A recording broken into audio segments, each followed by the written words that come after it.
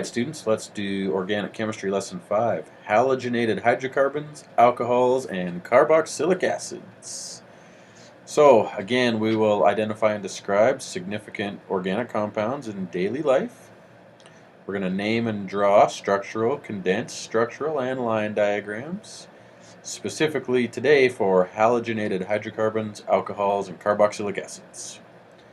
We will identify types of compounds from their functional groups, and specifically the hydroxyls, the carboxyls, and we'll do a little bit of boiling point solubility as well.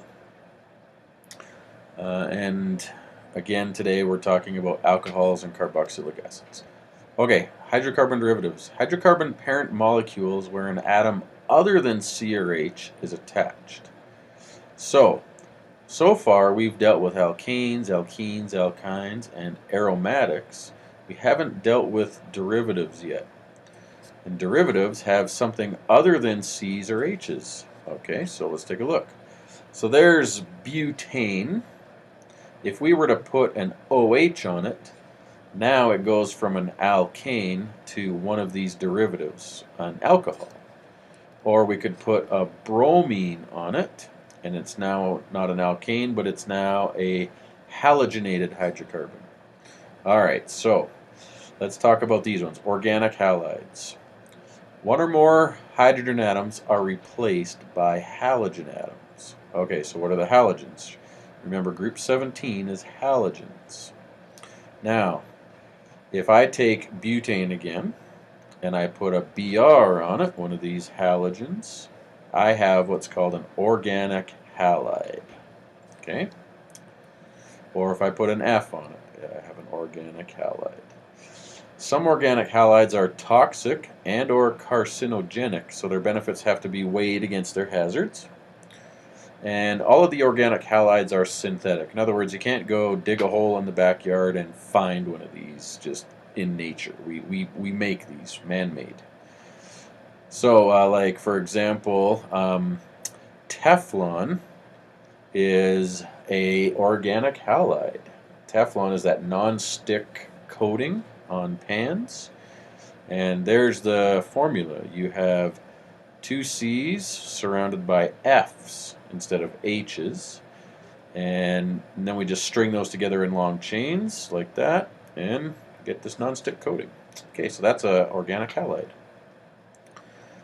Representing organic halides. So once again, we just replace an H with a halogen of some kind. Okay, so how do we name these? The halogen is named as a branch using the branch names fluoro, chloro, bromo, iodo. Okay, so obviously for fluorine, we're going to use the fluoro prefix. Chlorine, chloro, bromo, iodine, iodo. Okay. If there is more than one occurrence of the same halogen, we use the prefix di or tri to describe how many there are. So if you had two chlorines, you're going to have dichloro. And then all of the other naming and numbering rules are the same as we've discussed in previous lessons. So let's do some examples. Okay, so take a look at that parent. What would you think you'd name this? 1, 2, 3, 4, 5. So the parent is pentane, and it's got a fluorine on it on carbon number 2. So what would you do? Yeah, let's follow that same pattern as before. 2-fluoropentane. Number dash branch parent. Although we don't think of this as a branch, it's actually a functional group. Okay, next one. One carbon surrounded by, instead of all H's, 3 C's and an H. Okay, you're right. That would be trichloromethane. Technically, it would be 1,1,1-trichloromethane, but we know it's a 1 because there's only one carbon, so we don't have to put those numbers. Okay, next one. What would you do here? So you're right, we have to go alphabetically, right? Just like the rules in previous lessons. So bromo comes before chloro. So we're going to number it this way, 1, 2. 1-bromo-2-chloroethane. Okay, let's look at this last one. Now, be careful on this one. Notice on this one we have 3 bromos, and we also have a branch, which is a methyl branch. Now, remember, a few lessons ago, we said if you have a double or triple bond functional group, that takes priority over branches. Well, on halides, organic halides, the halogen is a functional group. So I'm going to retype this as functional groups get priority over branches. Now, if I compared this alkane, which just had methyl branches, methyl, methyl, methyl, methyl, 4 methyl branches, compared to this organic halide, which has halogens and a methyl branch, this functional group gets priority over this branch versus these branches all being equal weight and priority. Alright, so because of that, I'm going to give the lowest number to the bromines. 1, 2. I got 2 bromines on carbon number 2, so I'm going to number this from left to right. Okay, if I did that, I would have 2, 2, 5 tri-bromo. Remember, a prefix in front of a prefix, dash 5 dash methyl hexane. Okay, good. That's how you name that one. Some common organic halides. Well, this molecule that we don't really use anymore, called trichloromethane or chloroform, used to be used as an anesthetic. It's not used anymore because it's considered a carcinogenic. Okay, chlorofluorocarbons are used as refrigerants. Now, CFCs, like this one, Freon 12, was believed to be responsible for the ozone layer's depletion, so they're nasty chemicals. Anyway, these were often used as refrigerants. So this CFC, this molecule here, 2 chlorines and 2 fluorines, would have been used in air conditioners in your car. So some of you have air conditioners on your house, and then there's these little tubes, and you have to inject these refrigerants into the tubing so that it cools the air down in your house. Okay, so we have replaced this CFC Freon 12 with this R134A, which is 2 carbons with 4 fluorines on it. And that is not a CFC because it's not a chlorine and a fluorine like this one, CFC. It's just a carbon and some fluorines. Anyway, it's better for the environment, the ozone layer. Alright, propellants. So you know what propellants are. That's obviously propelling the space shuttle. Gas propels these airbags to open quickly. Those aren't CFCs, those two, but the old spray cans used to be filled with CFCs. But in 1989, we had this thing called the Montreal Protocol, and that banned CFCs in most countries. Okay, let's move on. Alcohols. Alcohols contain a different functional group. Now we're not dealing with a halogen, we're dealing with what's called a hydroxyl.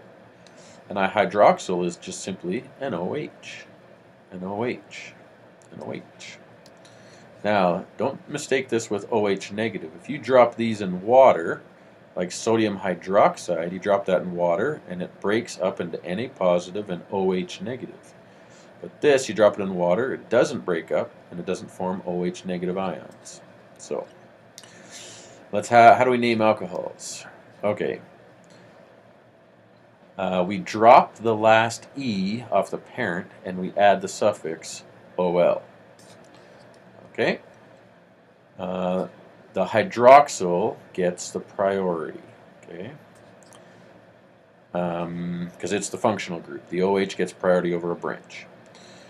Okay, the position of the hydroxyl is indicated by a number in front of the OL. So this is a little annoying that it changes a little bit here compared to the pattern we've used.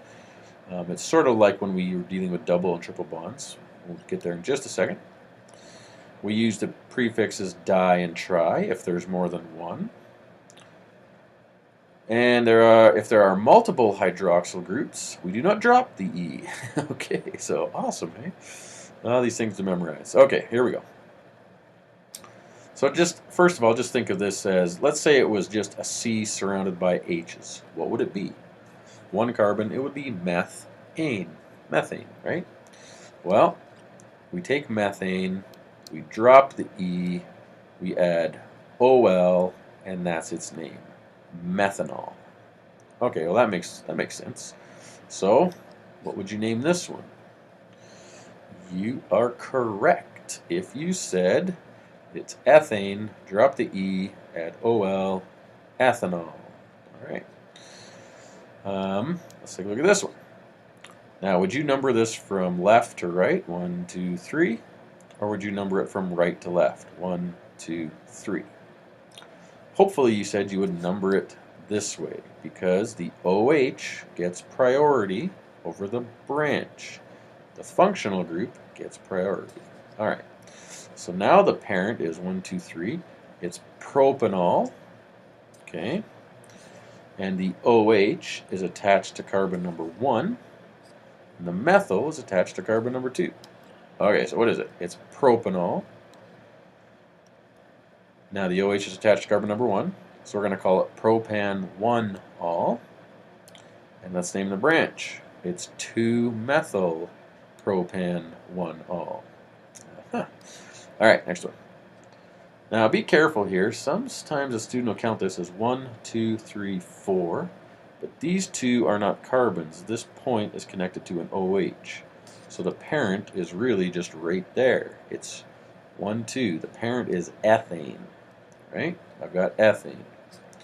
Now, watch this. If there are multiple hydroxyl groups, do not drop the E.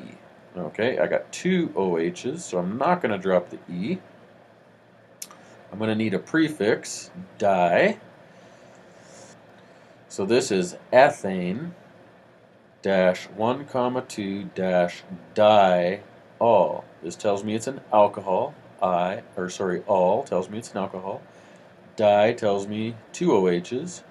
And on what branch? On which carbon? Carbon 1, carbon 2. Alright. Okay, next. Physical properties of alcohols. Okay. Because alcohols have hydrogen bonding, they have higher boiling points than alkanes. Okay. As the number of carbon atoms increase, the solubility decreases. So, if I have 1 carbon, like methanol, it dissolves in water. 2 carbons dissolves in water. Once you get up to 3 carbons, propanol, it doesn't dissolve. Butanol, it doesn't dissolve. Okay. Now, there's things called primary, secondary, and tertiary alcohols, indicated by 1, 2, and 3. Okay, isomers of alcohols are classified as primary, secondary, or tertiary by looking at how many carbons are attached to the carbon that is attached to the alcohol. What? Okay, watch this. Okay, here is an alcohol. Now, the OH is attached to this carbon. Okay, so that's the carbon. Now, how many carbons is that carbon attached to? This carbon is attached to 1 other carbon. Now these two link, but this carbon here is attached directly to that carbon.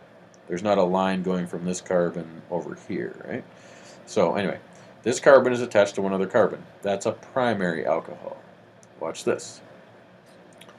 Now the OH is attached to this carbon. Okay, let's identify it.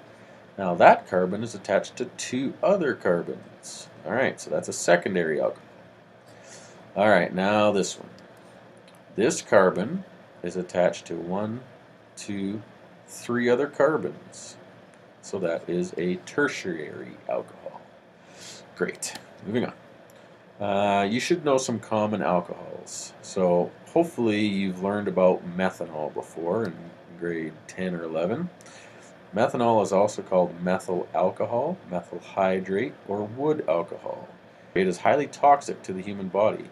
If taken in, it metabolizes into a toxin in the central nervous system and can result in blindness, coma, or death.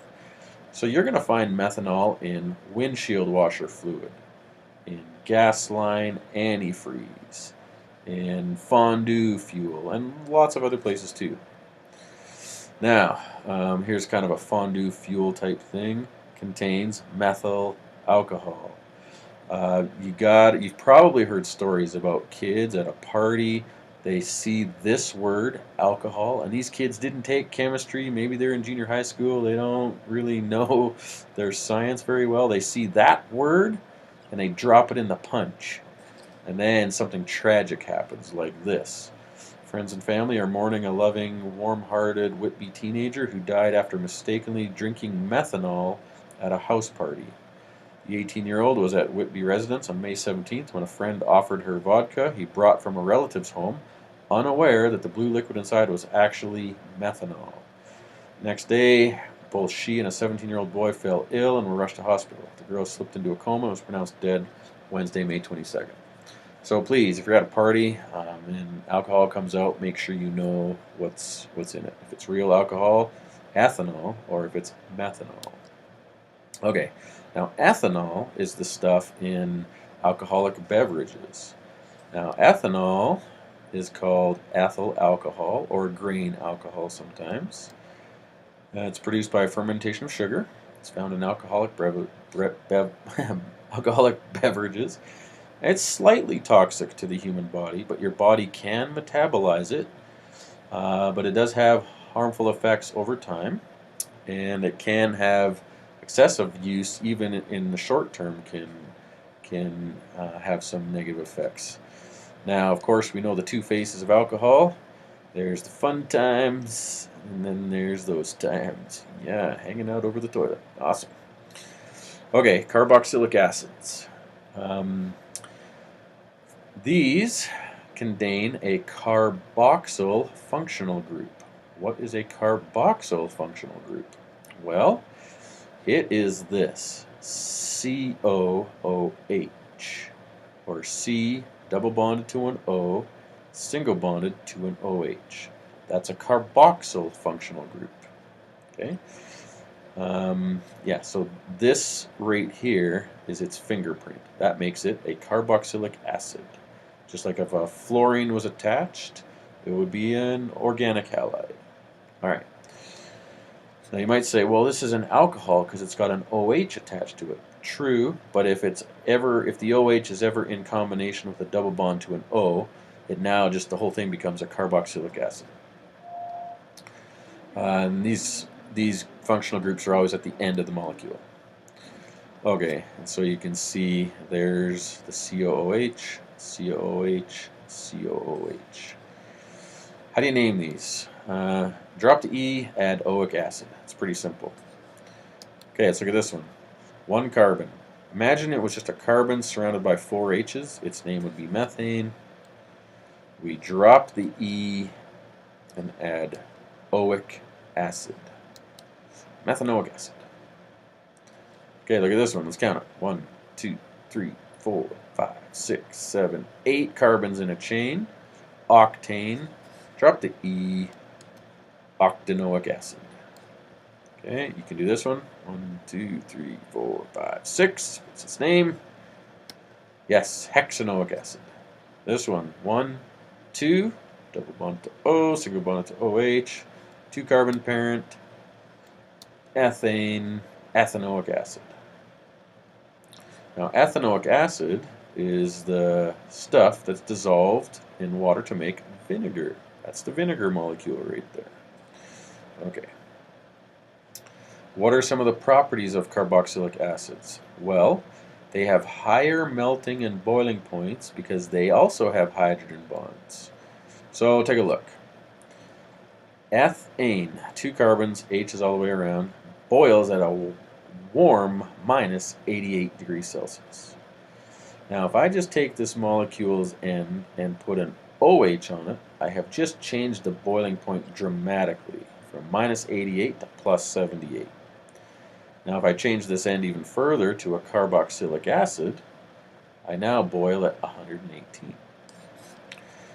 Okay, acids containing 1 to 10 carbons are liquid.